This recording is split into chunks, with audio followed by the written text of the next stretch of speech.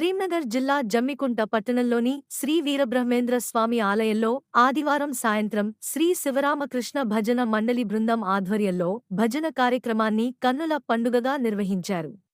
ఈ భజన కార్యక్రమంలో అధిక సంఖ్యలో భక్తులు, అయ్యప్ప స్వాములు పాల్గొని స్వామివారి కీర్తనల్లో లీనమయ్యారు. కార్యక్రమం భక్తి భావంతో శోభాయమానమైంది. ఈ భజన కార్యక్రమాన్ని విజయవంతం చేసిన భక్తులకు ఆలయ కమిటీ సభ్యులు కృతజ్ఞతలు తెలిపారు.